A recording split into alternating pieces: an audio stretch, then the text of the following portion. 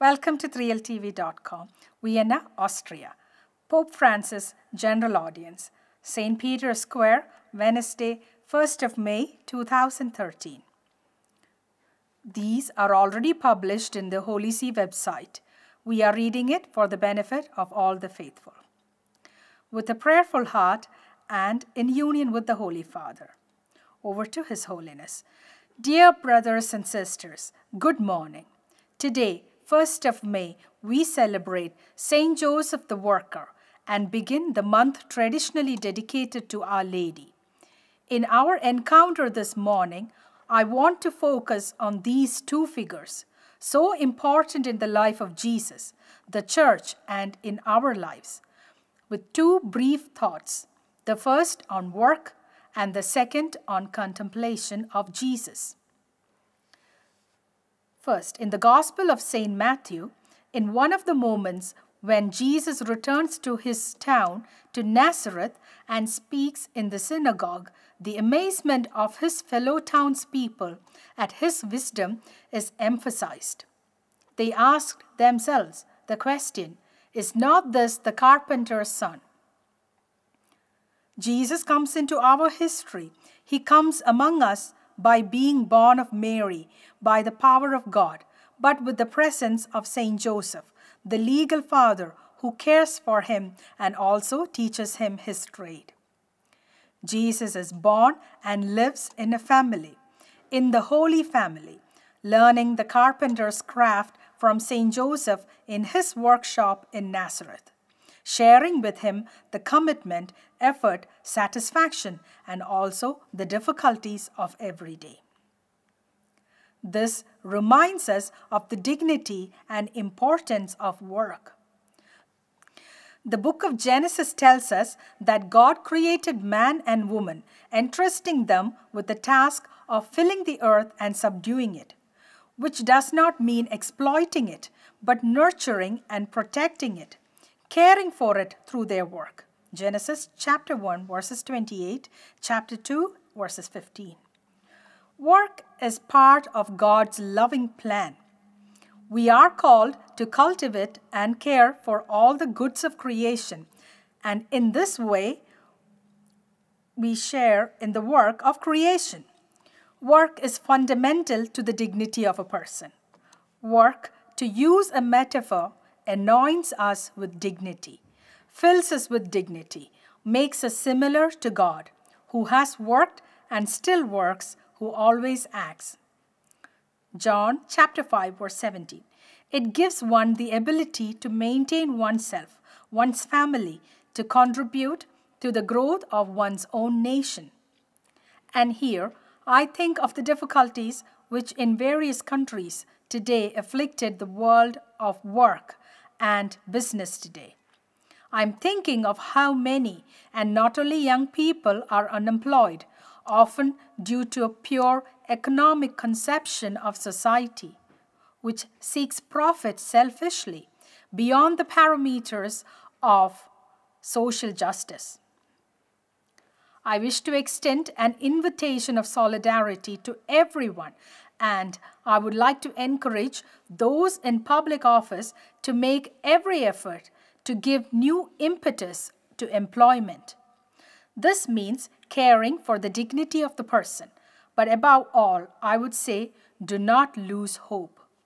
Saint Joseph also experienced moments of difficulty, but he never lost faith and was able to overcome them, in the certainty that God never abandons us. And then, I would like to speak especially to you young people. Be committed to your daily duties, your studies, your work, to relationships of friendship, to helping others. Your future also depends on how you live these precious years of your life. Do not be afraid of commitment, of sacrifice, and do not view the future with fear. Keep your hope alive. There is always a light on the horizon. I would like to add a word about another particular work situation that concerns me. I am referring to what we could define as slave labor, work that enslaves. How many people worldwide are victims of this type of slavery? When the person is at the service of his or her work, while work should offer a service to people so they may have dignity. I ask my brothers and sisters in the faith and all men and women of goodwill for a decisive choice to combat the trafficking in persons in which slave labor exists.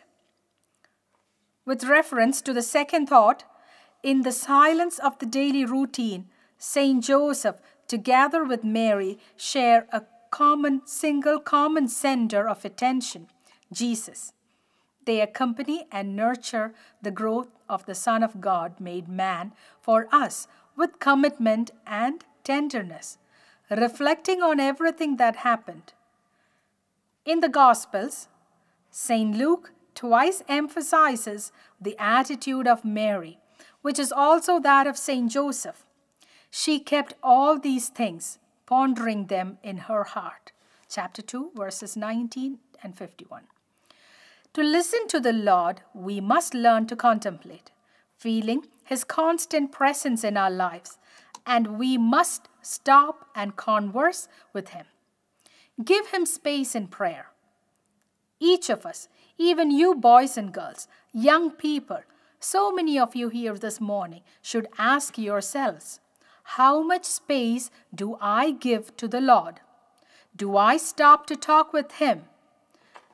Ever since we were children, our parents have taught us to start and end the day with a prayer, to teach us to feel that the friendship and the love of God accompanies us.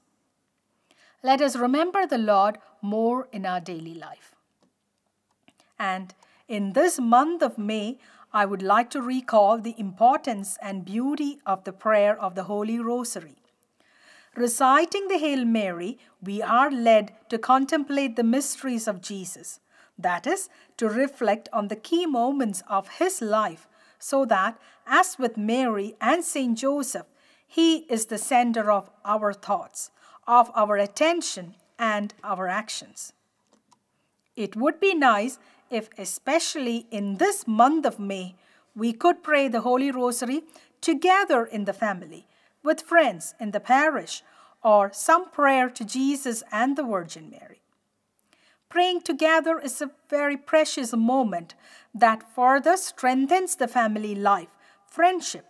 Let us learn to pray more in the family and as a family. Dear brothers and sisters, let us ask Saint Joseph and the Virgin Mary to teach us to be faithful to our daily task, to live our faith in the actions of everyday life, and to give more space to the Lord in our life, to pause to contemplate His face. Thank you. Greetings. I am pleased to greet the many pilgrimage groups present at today's audience, including those from the Archdiocese of Gwangju in South Korea, upon all the English-speaking visitors, including those from England, Scotland, Denmark, Canada, and the United States. I invoke the joy and peace of the risen Lord. Finally, I would like to address, as is customary, the young people, the sick, and the newlyweds.